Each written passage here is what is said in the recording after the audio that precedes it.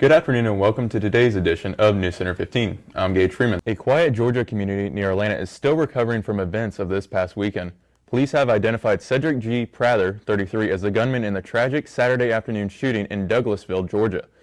Prather took his own life after shooting and killing his ex-wife, another adult, and two children, ages 7 and 9. Two other children, an 8-year-old and a 15-year-old, are hospitalized but are in stable but critical condition. How'd you come up with your dunks? You watch YouTube videos, or is that you and Keith kind of talking back and forth? Just me and Keith talking back and forth. I know in practice every day, just practice after practice, do windmills all the time. So Keith earns a little bit of credit, right? A little bit. Keith gives him a little credit. Welcome back. Now, Mitch, it's hard to believe, you don't make the playoffs for 25 years. You make it for the first time, and you're right back in the World Series where you left off. I know. Undefeated Kansas City Royals. Unbelievable. Yeah, it's a great story, that's for sure. And the World Series does start tomorrow, and Cody Rice is with us with more information on that. Cody? And Yolan Dennis, who is running for the state representative of the 94th District. Mr. Dennis, thank you for taking your time out of this busy night to speak with me real quick. And first question, of course, is how are you feeling tonight? Pretty nervous because I've never done this before, so first time around. I'm here with women's basketball coach Stacia Schreider. Now, Coach, how excited are you for the season to finally start? Really excited. We've had a great preseason. I'm standing here with congressional candidate Mrs. Jennifer Garrison. Thank you for taking some time out of your busy night. How are you handling everything right now? As you're watching the results, you just said the absentee ballots are coming in, so that's kind of the start of it, right? Well, the absentee ballot. And talk about a way to start off your morning. Marietta police say a man received a stab wound on his thigh after falling out of bed at the Lafayette Hotel. Bradley Worstall, 19, told police he fell out of bed at the hotel and landed on a knife, causing a stab wound on his right thigh. Worstall was treated and released from Marietta Hospital. His brother Patrick D. Worstall was arrested for a parole violation and was charged with tampering with evidence. Marietta police continue to investigate the incident. I'm here courtside with Art Clark, another member of the 74-75 basketball team that is one of the most storied in the history of Marietta College. And Art, how's it feel to be back? It's always great to what I would say coming home. I get back with some regularity, not often enough, but with some time, and it's good. Thanks, Rosemary. And Mitch, Jim Parsons taking over. He's a very good actor, but Elf without Will Ferrell, that's gonna seem a little weird, I think. I don't know if it's gonna be the same or not, but hey, we'll see. We'll see, exactly. But now with the weather, we were talking about it a little earlier. It's warm right now, but at least from what Katie was saying earlier in the newscast, it might get a little chilly soon. I know you were saying something about getting in the low 20s. Or yeah, the low 20 on Saturday or something like that. I don't know about all that action. Yeah, I'm not ready for it. Jeez. But here with the report now is Katie Transu. Katie? Final question is, if elected, what would be the first thing you would do in office? Two seasons in a row with 10 wins, made the OAC tournament. What's one thing you think that we should be on the lookout for? This is our year to make a jump.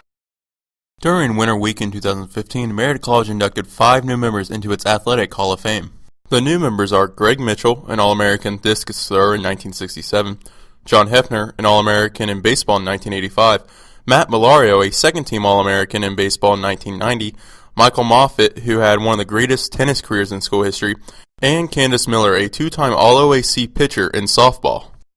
The new inductees were honored at the annual dinner and were given a chance to say a few words. I can thank people from now as the rest of these guys can. And the thing that is important is you go out and you try and change the world. You try and make a difference. I am honored and humbled, a little bit nervous, but very excited to receive this plaque. And last but not least, Coach Shalley, who in a world of takers was the ultimate giver. He built an empire that was truly based on discipline, on courage, on commitment, strength, love. But my real thank you for tonight is to the leadership of Marietta College, this wonderful little school. And then last but not least, Coach Arbuckle, thank you for being my coach. It was a privilege to play for you while I was here at Marietta.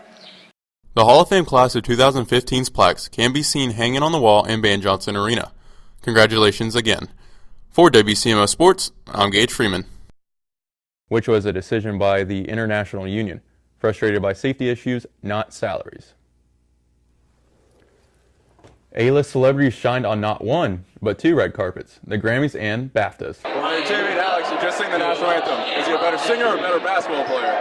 Actually, he's pretty good at both. All right, thank you, Landon. According to a published report, law enforcement said they were making progress on Saturday, ending a disturbance at a federal correctional facility in southern Texas. Where as many as 2,000 inmates were protesting medical services, the disturbance began early Friday at the Willacy County Correctional Center, which primarily holds immigrants who entered the United States illegally and is run by a private company. What's the next step then after you've gathered their survey and you've talked to Parkhurst and Marietta? Where's the next step? A crashe occurred in Washington County over the weekend. The Ohio State Highway Patrol says it happened on State Route 339 north of Watertown Township. Troopers say Rebecca Kaiser of Moundsville drove her pickup truck off the road and over an embankment.